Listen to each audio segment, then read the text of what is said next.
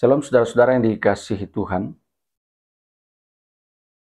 Orang-orang Islam selalu mengatakan bahwa Alkitab itu sudah dipalsukan, ya.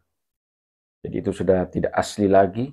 Namun yang anehnya saudara-saudara, dia mengatakan, mereka mengklaim bahwa Alkitab menubuatkan tentang Muhammad, ya, termasuk dalam kitab Kidung Agung dan juga di dalam Yohanes 14, khususnya ayat 16 dan 17. Mereka mengklaim bahwa itu adalah Muhammad. Betulkah itu adalah Muhammad? Karena itu kita akan mendengarkan penjelasan dari Bapak Pendeta Saifuddin Ibrahim berikut ini. Kita saksikan bersama-sama.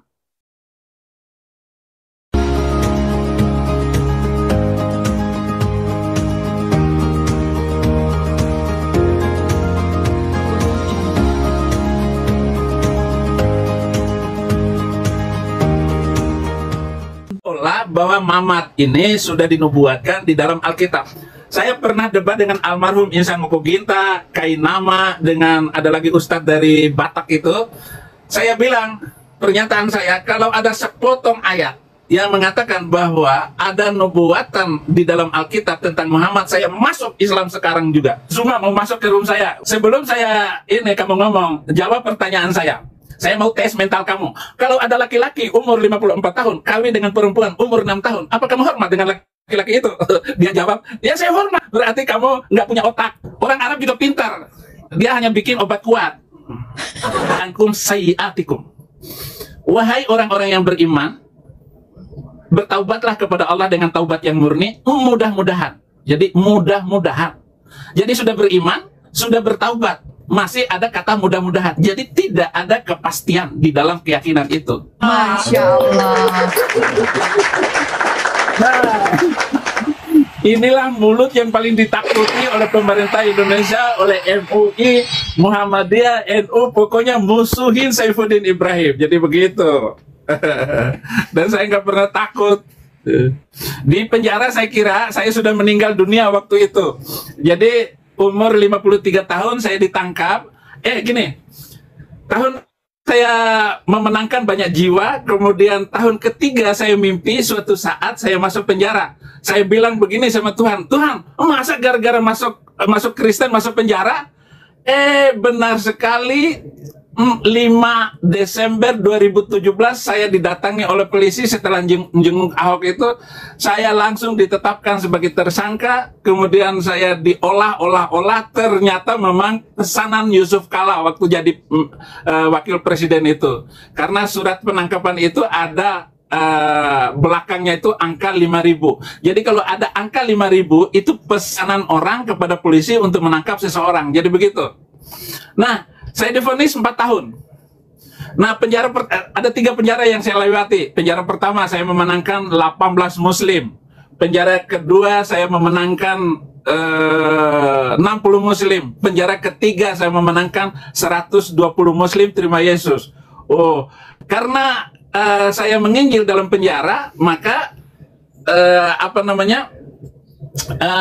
saya dikeluarkan hanya 4 tahun. 4 tahun. 1 tahun 4 bulan. Begitu saya keluar, saya langsung terbang kemana-mana. Jadwal saya penuh. Selama 1 tahun itu sudah jadwal penuh. Saya terbang ke Manado semalam, KKR penuh. Saya ke Ambon penuh. Ke Makassar datang. Terus pindah-pindah begitu. Sampai saya diundang ke Amerika. Untuk sudah ke-5 kali saya ke Amerika. Saya diundang. Dan baru sampai bandara, saya langsung live hapuskan 300 ayat yang menjadi malapetaka bangsa-bangsa, supaya Indonesia ke depan adalah Indonesia yang damai, sentosa, makmur, saya bilang begitu. Akhirnya saya lihat di CCTV di rumah saya itu 2 polisi besoknya menetapkan saya sebagai tersangka. Saya minta suratnya sama pembantu-pembantu saya di rumah untuk mengirim foto surat itu sendiri. Nah, saya ajukan bahwa Indonesia sudah tidak aman lagi bagi saya. Dan sekarang sebenarnya saya sangat nyaman di Amerika ini. Negara sorga bagi manusia. Jadi begitu ceritanya Agatha. Mantap, keren ya. Ini ngikut Kristus tuh nggak gampang ternyata ya. Semua orang ya. Jadi memberitakan kebenaran itu memang tidak semua orang menerimanya dengan legowo ya, Abi ya. Nggak bisa, bagaimana orang. Jadi begini, orang-orang yang baik, orang-orang yang pinter, orang-orang yang kaya itu jadi musuh, dimusuhin orang-orang yang susah itu. Bangsa-bangsa yang pintar, bangsa yang rajin. Kenapa Cina itu dimusuhin? Dimusuhin, kenapa? Mereka rajin, mereka tekun. Betul, betul. Kenapa orang Yahudi dibenci? Otaknya cemerlang. Seluruh kecanggihan teknologi ini orang Yahudi yang penyebabnya. Orang Yahudi yang bikin listrik, orang Yahudi, turunan Yahudi, Thomas Edison, yang membuat mesin jahit. Itu orang Yahudi semua. Betul, Yang betul. menciptakan apa saja, yang bikin kapal selam, itu orang Yahudi yang bikin kapal selam. Yang membuat pesawat terbang, Wright bersaudara, itu orang Yahudi yang bikin, bukan orang Arab. Orang Arab juga pintar, dia hanya bikin obat kuat. Itu penemuan Arab yang paling canggih sampai sekarang ini, bikin obat kuat. Nah, itu Arab itu semuanya. Bagaimana enggak orang istri harus 4? Bagaimana bisa?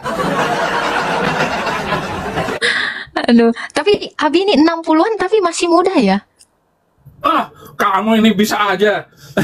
Iya, saya kira Ya. udah ato-ato gitu kan. Karena ingat Baginda waktu menikahi bocil ya kan udah tua juga. Jadi begini gaya saya itu. Misalnya Zuma mau masuk ke room saya waktu saya live di YouTube, Zuma mau masuk. Oke, masuk. Sebelum kamu ngomong, jawab pertanyaan saya. Saya mau tes mental kamu. Kalau ada laki-laki umur 54 tahun kawin dengan perempuan umur 6 tahun, apa kamu hormat dengan laki-laki itu? Dia jawab, ya saya hormat karena itu kawin resmi. Masa? Berarti kamu nggak punya otak. Langsung saya turunin. Nggak boleh kamu ngomong di room saya. Itu tes mental, saya bilang gitu. Ada beberapa kali Zuma dan dia punya WA dengan saya. Abi pulanglah, saya membantu Abi untuk kedatangan Abi ke Indonesia. Saya nggak mau gitu. Walaupun kamu punya hubungan apa-apa dengan polisi sekalipun, saya lebih menghormati kebebasan berpikir dan kebebasan mental merdeka ini hanya ada di negara Eropa, Amerika, ataupun Australia. Orang bebas berbicara. Jangan sampai di Indonesia kita mati di penjara. Nah, polisi yang datang itu ketemu dengan saya, itu polisi bilang begini, Abi, saya tidak bisa menjamin Abi masuk penjara hanya setahun katanya. Ya minimal 2 tahun katanya. Coba Abi berdoa dan pikirkan itu. Nah, ya, saya... Tapi Abi, ini aku mau nanya ya Abi ya. Abi ini kan dulu kan guru di pesantren ya. Kira-kira dari pemahaman atau kacamata Islam sendiri, ada keselamatan nggak sih di dalam Islam ini Abi? Nabi Muhammad, baik wahyunya ataupun dari hadis, tidak pernah memberikan jaminan untuk keselamatan seperti yang ditawarkan oleh Tuhan Yesus Kristus. Muhammad bilang, Mr. M bilang begini, ya Fatimah, minta apa saja daripada aku akan berikan kepada kamu emas permata. Tetapi tentang keselamatan, itu urusan kamu sendiri. Begitu kata beliau kepada putrinya Fatimah. Maka ketika orang Yahudi dan orang Kristen bertanya, Mr. M, apakah kamu masuk surga atau tidak? Dia menunggu seminggu, lalu turunlah Quran surat ke-64 ayat ke-9. Kul innama ana basyarum kok salah lagi, gara-gara saya lagi mau cas ini, mau cas HP saya, jangan sampai lobet. Turunlah ayat bahwa katakanlah, aku bukan rasul yang pertama di antara para rasul dan aku tidak tahu apa yang terjadi atasku.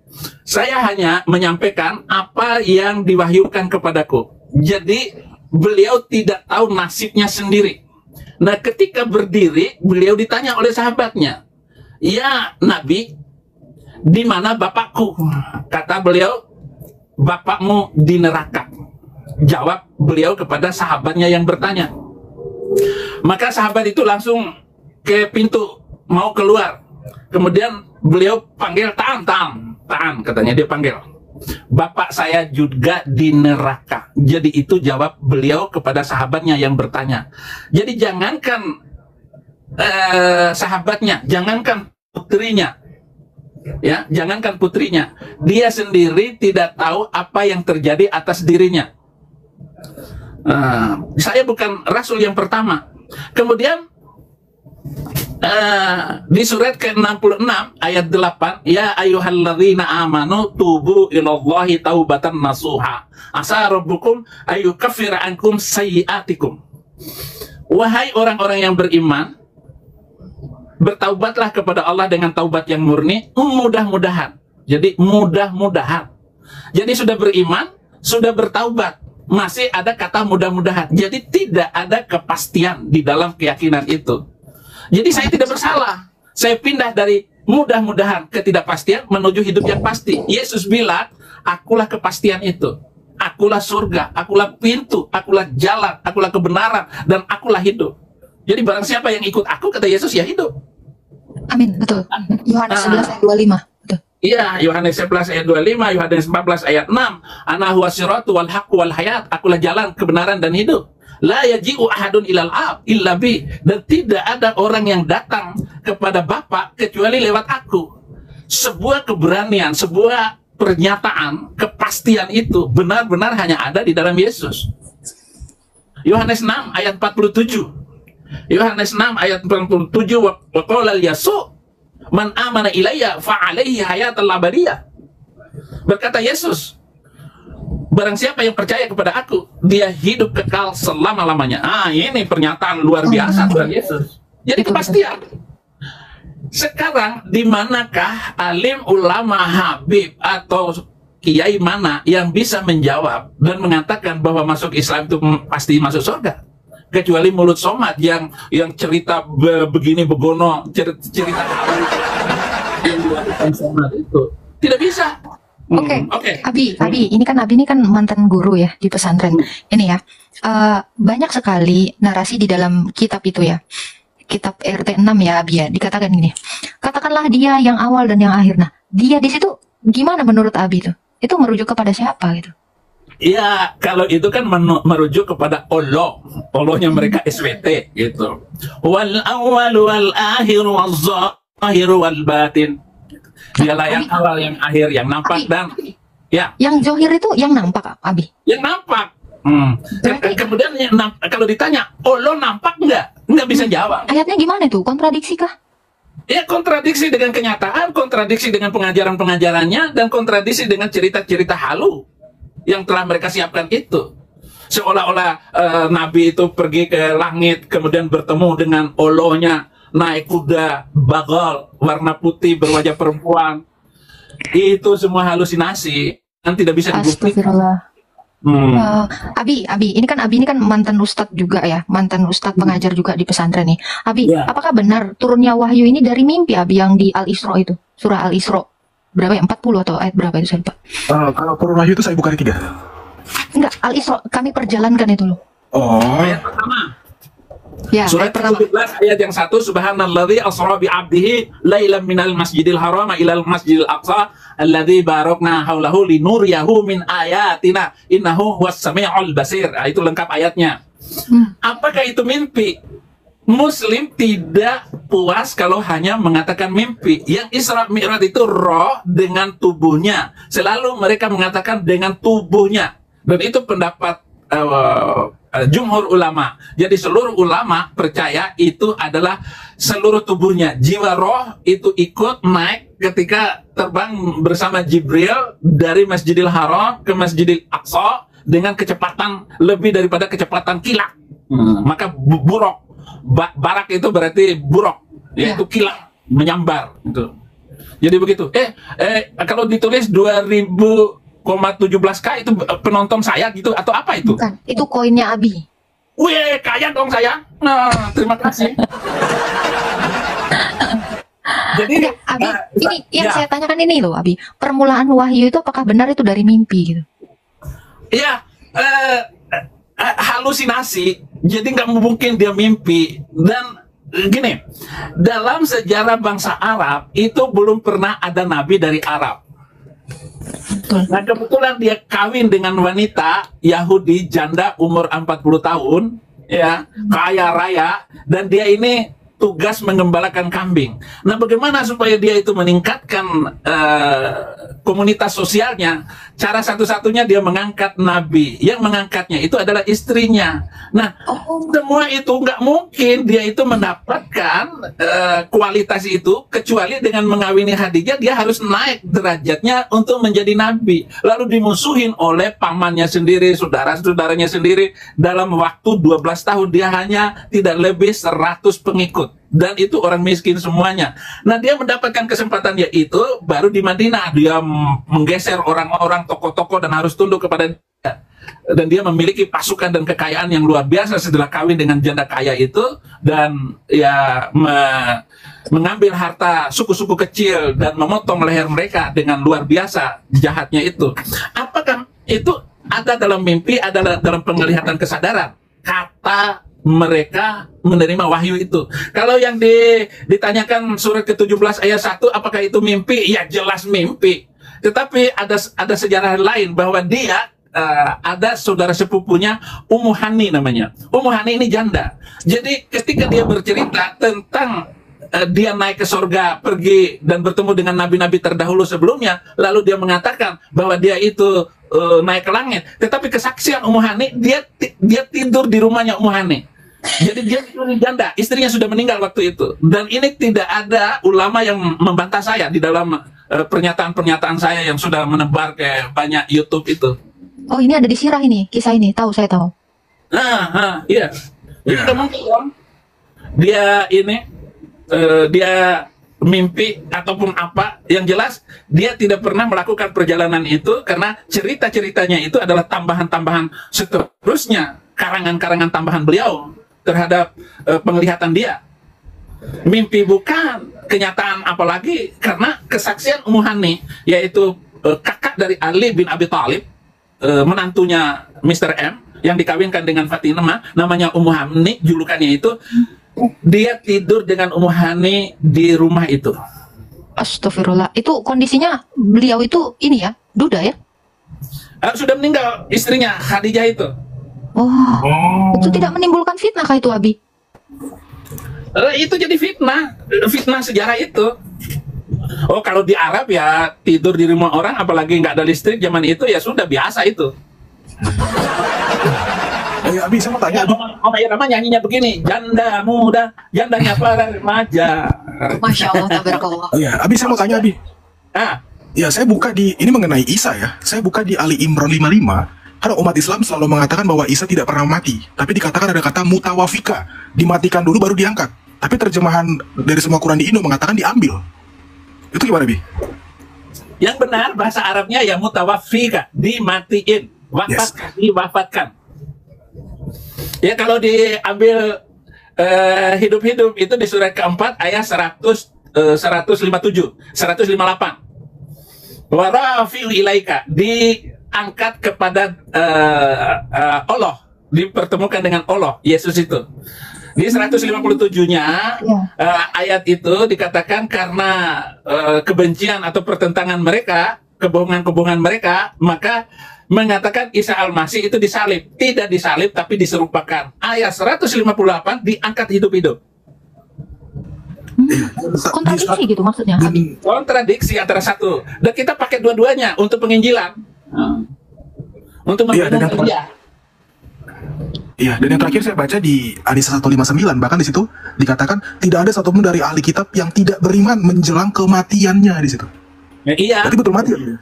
Betul mati di satu sisi, karena Alkitab berkata cerita penyaliban Yesus ya mati. Harus begitu, harus mati.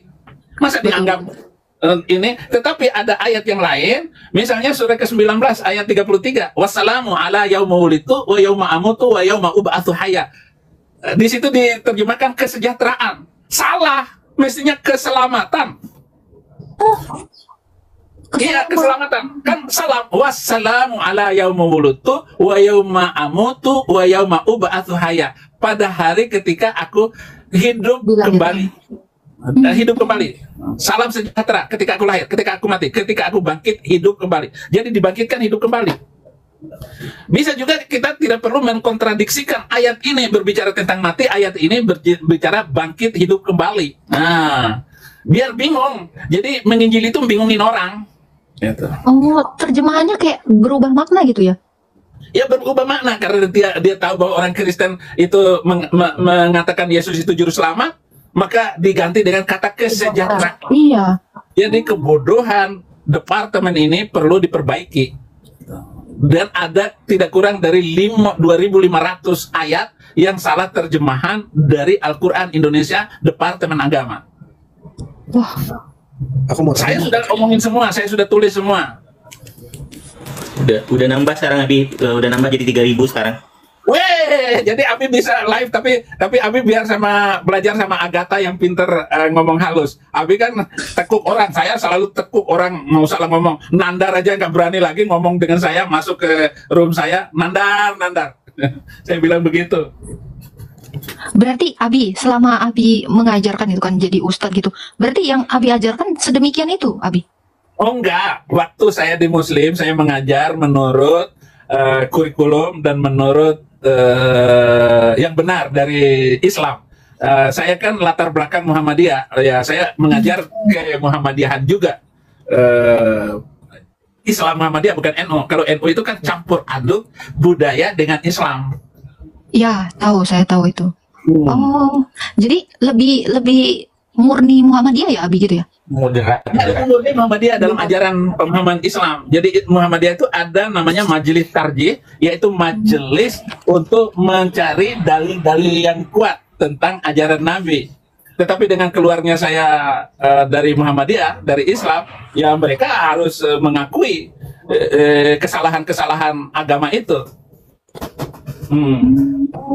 Sebentar, ada yang ketuk ya. Tunggu sebentar, kamu ngomong aja dulu. Siap, Abi. Oh, mantap ya. Abi Iya. Ibrahim. Mungkin diketuk anggota API di Amerika. Jangan-jangan. Enggak, tapi percaya deh Agatha, ini bakal kayak kemarin Pak Pendeta Extra kan. Nanti mereka bakal minta naik nih buat minta pansos biar dapat konten.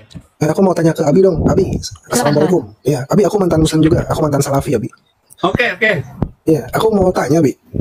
Kan ada klaim ya dalam Al-Quran itu Muhammad dinubuatkan dalam Alkitab, kan, dalam Taurat dan Injil. Bahkan disebutkan ya'rifunahu kama ya'rifuna abnahum. Mereka mengenal Muhammad seperti mereka mengenal anak-anak mereka sendiri. Gitu. Nah, klaim itu datangnya dari mana sih, Abi? Dan kok ada kisah-kisah kayak Warokoh, kayak Buhairo gitu loh. Kok bisa ada gitu loh? Boleh dijelaskan nggak? Bahwa Muhammad ini sudah dinubuatkan di dalam Alkitab. Saya pernah debat dengan almarhum Insan Mukuginta, Kainama, dengan ada lagi ustadz dari Batak itu. Saya bilang, pernyataan saya, kalau ada sepotong ayat yang mengatakan bahwa ada nubuatan di dalam Alkitab tentang Muhammad, saya masuk Islam sekarang juga. Itu yang hadir itu 350 peserta. Yang Kristen hanya 10 orang.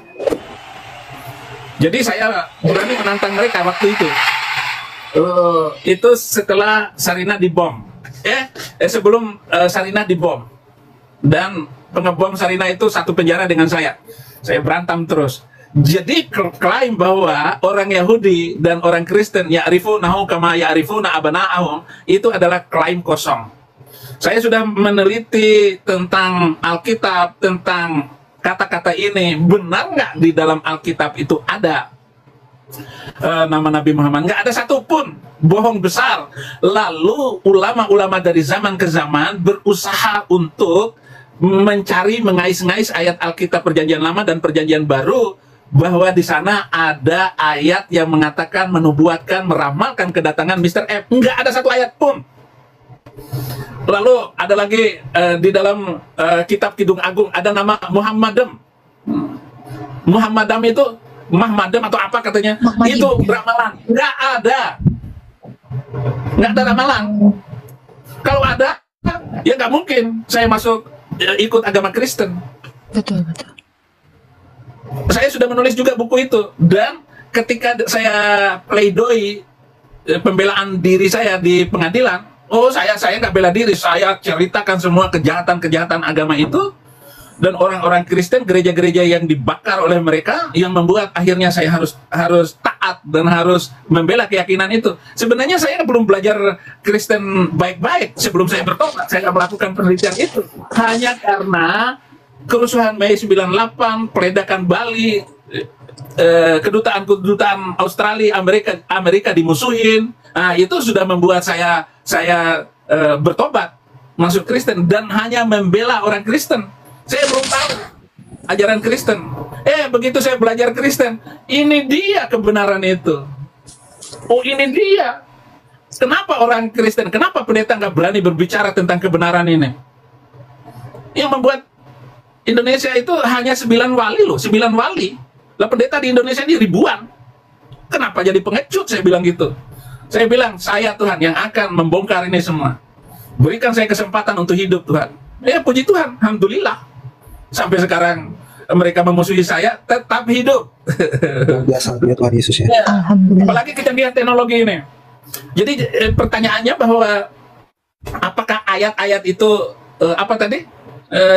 Ada ramalannya? Enggak ada ramalannya. Lalu dia membuat ramalannya seperti ini. Surat ke-61, surat Al-Fat ayat 6. Wa idza qala Isa ibnu Maryam ya bani Israil inni rasulullah ilaikum musaddiqan lima baina yadayya minat Taurat wa mubasysyiran bi rasuli ya'ti min ba'di ismuhu Ahmad. Gitu. Dan ingatlah ketika Isa putra Maryam berkata, hai Bani Israel, aku adalah utusan Allah kepada kamu, membenarkan Taurat. Dan yang kedua, saya mengatakan bahwa akan datang seorang nabi setelah aku, namanya Ahmad. Cari di dalam perjanjian baru kalau ada nubuatan Yesus tentang namanya Ahmad. Nggak ada. Nggak ada sepotong ayat pun. Wah, itu klaim sepihak mereka gitu. Masa antara Yesus Alkitab dengan Mr. M itu 6 abad, 600 tahun. Betul. Jadi klaim itu dipakai untuk menguatkan agar orang Yahudi dan orang Kristen ikut Nabi Arab ini. Sementara bangsa Arab itu bangsa inferior, bangsa rendahan di bawah Yahudi. Sementara kok tiba-tiba ada Nabi dari Arab, ini lelucon akhir zaman kalau begitu. Maka saya tulis buku itu, tidak ada nabi dari Arab, semua nabi dari Bani Israel. Inilah bahayanya omongan saya karena terus terang terus. Jadi begitu. Demikian Bapak Ibu Saudara-saudara apa yang disampaikan oleh Bapak Pendeta Saifuddin Ibrahim. Semoga ini bermanfaat, mencerahkan kita, mengedukasi kita supaya kita tidak mudah digoyahkan oleh apapun, supaya kita tidak bimbang, melainkan kita semakin yakin bahwa Alkitab yang kita imani adalah firman Allah yang memberitakan tentang kebenaran, memberitakan tentang Yesus Kristus yang adalah Tuhan dan Juru Selamat. Itulah sebabnya Bapak Ibu sekalian, saudara-saudara, kita bersyukur sebagai orang Kristen adalah orang yang sudah diselamatkan oleh Tuhan. Karena hanya dalam Kristus saja ada keselamatan, di luar Yesus tidak ada keselamatan. Jangan lupa terus dukung channel ini saudara-saudara dengan cara like, subscribe, dan share supaya saudara terus mendapat notifikasi video-video terbaru dari saya dan channel ini terus berkembang dan menjadi saluran berkat bagi banyak orang. Tuhan Yesus memberkati.